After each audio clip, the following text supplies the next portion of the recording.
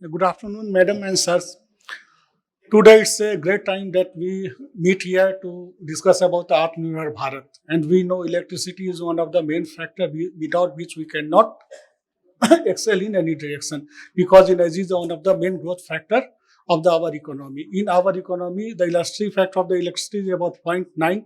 So if we have to grow in any means and bounds to achieve a great heights, we certainly have to ameliorate our electricity sector. And since last mile of the connectivity goes to the consumer up to by the distribution sector, so at any cost we have to accelerate our distribution sector reforms at any cost to achieve the strides in the terms of the technology adoption to make the India self-reliant.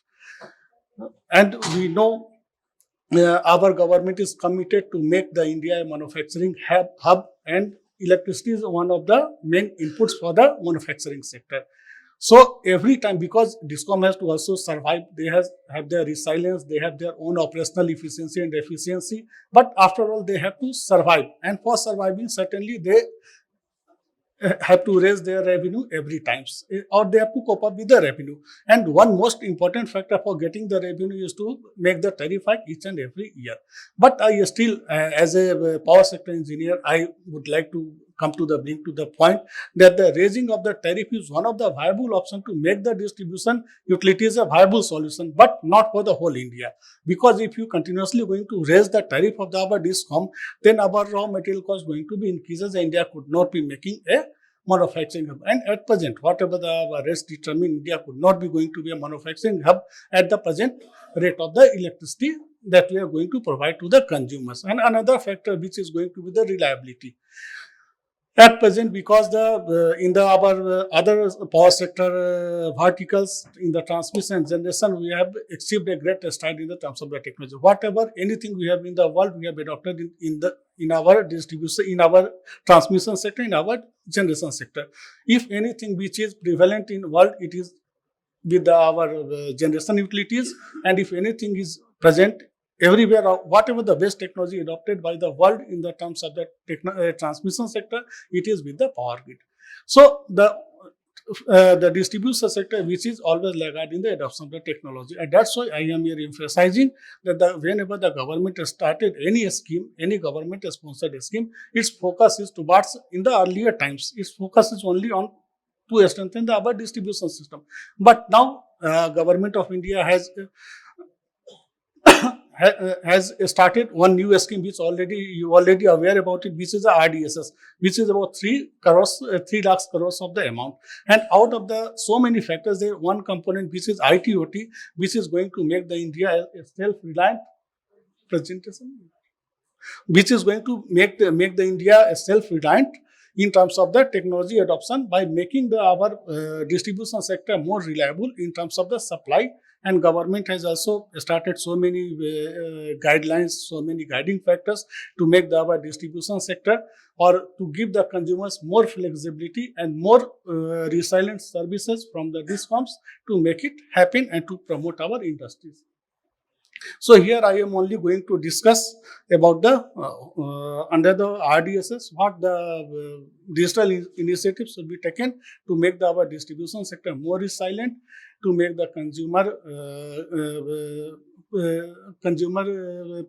to provide the consumers one of the best services in the world. So under the RDSS scheme, there is a one component ITOT. I am not going to discuss anything only about the ITOT. About 20,000 crore rupees is sanctioned for the ITOT schemes. And the one of the ITOT schemes, here the one of the major component is the smart metering component, which I am not going to discuss because we already discussed so many things about it. Is the smart metering, which is about 1,50,000 crore rupees worth. And next is the okay. So whenever the scheme is formulated, government has identified some pain area of the distribution sector. So when it comes to the distribution sector, the government realized that the management of the resources is one of the main factors, because we cannot optimize our resources without managing our resources. India is already manpower intensive, so the automation at the each and every level is not a justified answer to optimize our costing. But it's only about how to optimize our resources. That's why the government of India has included ERP in the under the RDSS scheme, because under the ERP we have to manage our resources. And another thing which is where our utilities are going to be deficient in terms of our billing collection and their realization. That's why under these two pain areas they introduces the ERP and billing solutions. So much of the utilities, each and every utilities get their billing solution and ERP, and by implementing these two solutions, ERP and billing solutions, they optimize their revenue base. One of the deciding factor, because at present ERP is going in a different directions and billing solutions going in a different direction. At present, these two things are not integrated up to the standard what is required. But under the RDSS, we also kept a provision that if you are going to implement the ERP and billing solution, we also kept a provision to integrating these solutions. And from the bidder's perspective, I would like to just state that because at present only limited vendors are available for the implementation of the ERP and implementation of the billing solutions, and their integration is not so much easy, because DISCOMs have so many legacy data they have. So the integrating with the legacy data, migration of the legacy data with the present system and make it compatible with the present system to make it more reliable is the one of the main striking features that is going to be done by the bidders. That's why under the whenever you're going to make any document regarding the implementation of the ERP or billing solutions, we must have kept the provision that any ERP SI means system integrator. If any system integrator comes, he has to own the system, he has to take the licenses, he has to implement the system, he has to make the FMS, he has to make the system go live and provide the FMS solutions up to the another 5 years, so that these two things could be implemented in a most efficient way. Once these two solutions are implemented at the DISCOM level in a proficient way, certainly the conditions should be going to be going to be changes in a proficient way. That's why these two solutions are required. And another the pain feature is the lack of the IT infrastructures or the IT initiative in the utilities. Our utilities are very much proficient in terms of the management of their operational technology devices, because the transformer is one of the not integrated with the whole of the system. So utility have so many systems which is operational in nature, because they does not communicate with the network. And that's why here the role played by the Indian government under the RDSS is just to connect your devices to the network. That's why there is an integration of IT with OT in this technology. This is one of the unique kind of our scheme where the IT is integrated with the OT to make the desired result, because our transformer is a standalone system. When it is connected with the IT, we are going to monitor their condition monitoring, and after condition monitoring, we get the desired result. But also from the point of the view of the bidders, since we are dealing with such a scheme, we every day meet one or two manufacturers who are coming to us and give their products. But just I add to our manufacturers fraternity that, sir, please, because whenever we are going to add anything in our system, certainly it's going to add extra cost. And when extra cost is going, it should be translated to the capex. So anything which is unwarranted, which is going in our system, which is not comparable as the international standard of the costing, certainly increase our OPEX cost, and also increases our capex. So in the coming days, without any justification, just implementing because it gives me some desired result, it gives me some sophisticated result, implementing may lead to the increase of the operational cost of the DISCOM, which may lead to the increase in the tariff. So whatever thing you have to manufacturer, just keep in mind that we are not a developed country at present yet. Certainly in the coming days we are going to be a developed, because whatever the SWIFT cannot do in the last 15 years, last 50 years we are going to establish in just 3 or 4 years. India is going to be surpassing the SWIFT system, which is going to be established for the last 50 years. So certainly in the coming days we become a developed nation, but at present we are at the nascent stage of the development.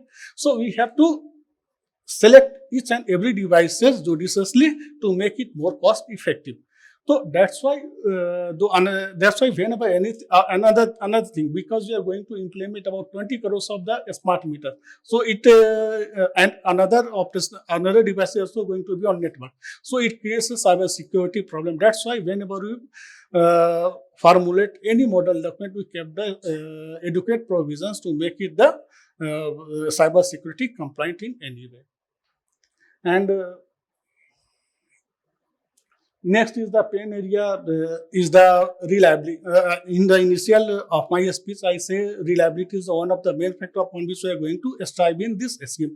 So SCADA is already implemented under the under the RAP-DRP scheme. You already aware about it. But under the RAP-DRP scheme, we just selected a selected towns. About 59 towns we are going to be selected. Most of the are the high populated area where we implement the SCADA. And out of the 59 SCADA towns, 57 SCADA towns we are going to implement under, we already implemented under the RAP-DRP, which is successfully, or in any way, it is a successful implementation.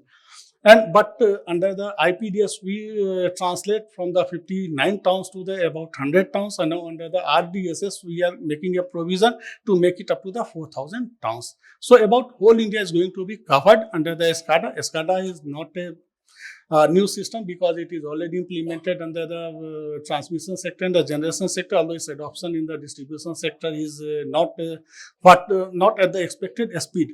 That's why we are going to include under the RDSS, 4,000 towns would be covered. That's why if from the point of the view of the readers, I would like to request, because SCADA is new to the distribution sector and it requires a sophisticated environment for its operation.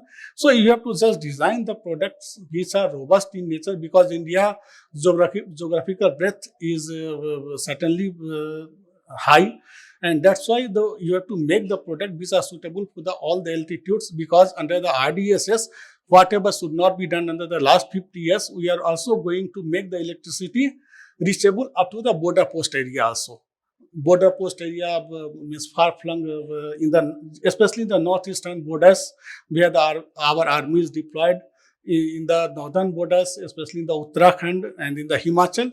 So we are also going to the last rungs of the our geographical list, and that's why where the weathers are extreme cold, and that's why we have to configure the your equipments in according to their suitable climatic condition, so that is going to be not jeopardize operations at that place also, because at that place we require more reliability in terms of the operation, because these are the sensitive area. And similarly, we are also under the RDSS trying to make electricity connections to the about 4G and 5G towers also.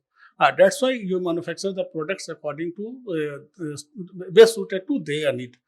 And that's why under the SCADA we have to make another thing under the SCADA that we are going to discuss, because our pure experience tells that whenever the SCADA is in 57 towns are implemented, they are implemented very well. But since we don't get the provision of FMS of that product, once the bidder comes, manufacturer comes, they supplies the material, they install the material, SI install the, commission the SCADA system, then left out for the system on the mercy of the utility.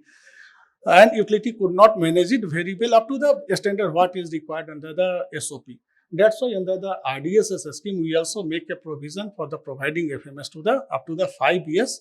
Once the bidder comes, he has to install the system, commission the system, make it go live, and keep it, provide the FMS up to the 5 years. So in this regard, I also ask to the manufacturers to just not make a motive that we have to supply the material and leave the system on the mercy of the utility, but you have to again remains with another 5 years to make it more efficient and make a climatic condition for the environment to make it propitiate and for the further execution of the SCADA systems.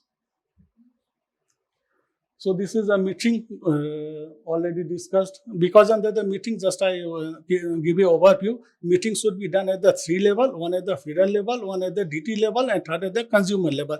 These are configured in such a way that the whole energy accounting should be there. Once we measure the energy at the federal level, then we have to DT level, then we go to the consumer level.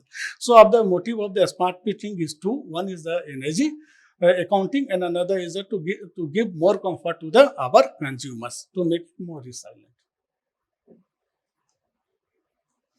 That's the ERP SBD.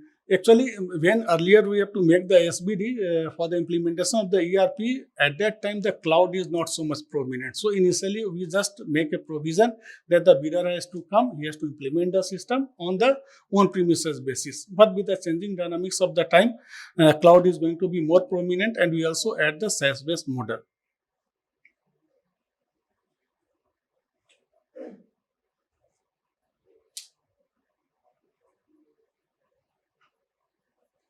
So yeah. So you have to make the 5 options for the implementation, because every utility is different from each other. The condition of the one utility is completely different from the another. And another IPDS also kept the provision of implementation of ERP. So under the IPDS scheme, most of the utility take three basic modules: HR, finance, and inventory. We provide the three modules. So almost every utility or every power department have in some sort, more or less, they have their ERP. But some ERP is going to be worn out, they already outlived their lives, and some is not sufficient to cater their needs. So that's why we make the 5 provisions, and the utilities had examine their condition accordingly. They make the choice and do their bidding process.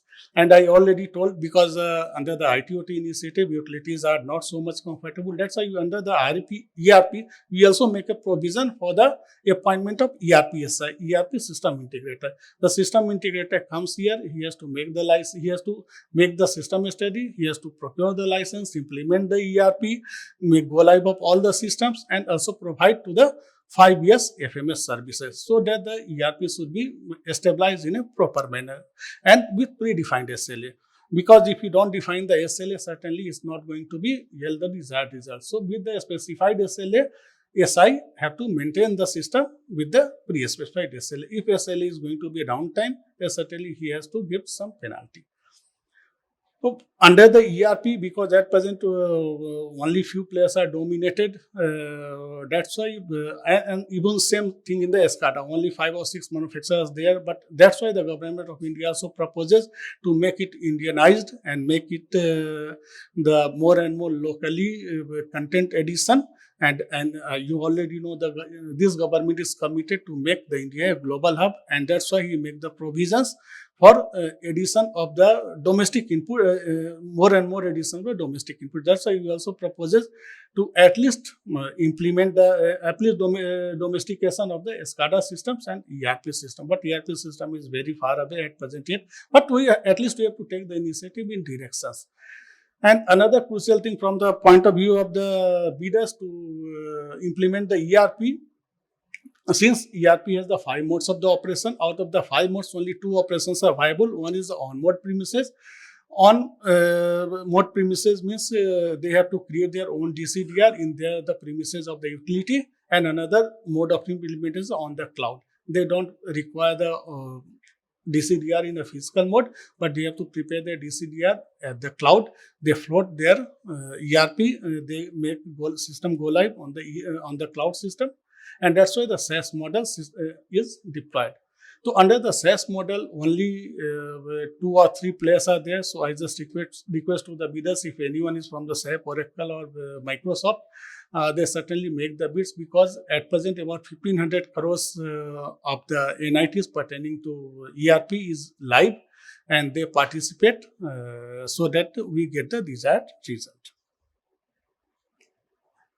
These are the just because it's not a more or less technical session, that's why we are skipping this, because our always it's make a comparison that what is more effective in terms of the cost, on premises solution or cloud solution.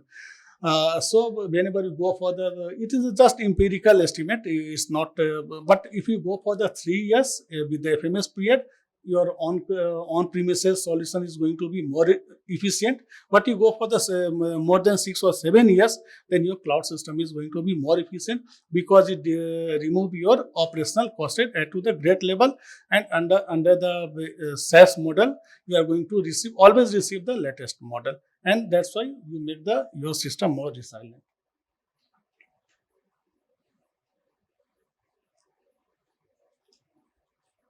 So these are the bidding process which is at present live.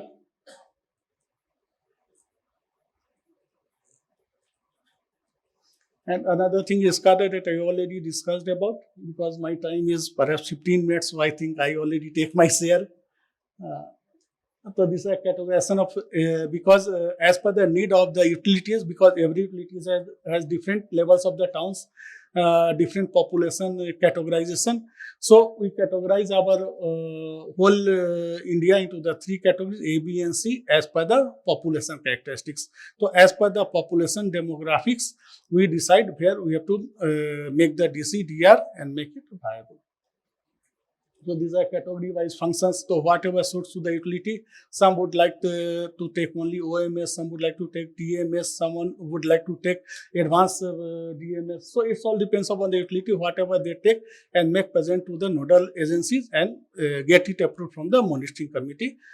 So this is the only scheme of government sector scheme where utility has get the full freedom to devise their DPR in their own way, give proper justification to the Ministry of Power, and their DPR going to be approved.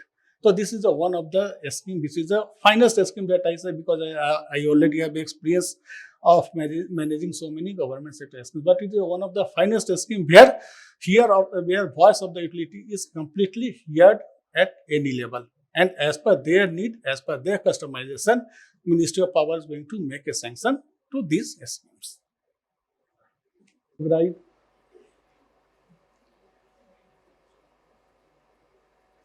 These are the indicative reform measures which are going to be implemented after the successful implementation of RDSS. And last but not least, I just give a sketchy remarks about the energy accounting, because energy accounting is also one of the main features, because we are in a business, utilities are in a business of selling power. If they don't have the account of what they are going to receive energy and what they are going to sold to the customers, then certainly no business is going to be viable. That's why the energy accounting is of the utmost importance and given utmost importance in this scheme. And that's why the system metering is going to be implemented as a priority. And it is decided that all the system meters means your feeder meters and your DT meters is going to be implemented up to the September 2024 on the priority level. Once the energy accounting is there, at least utility are in a position to pinpoint where they are going to incur losses, and that's why they take the corrective measures.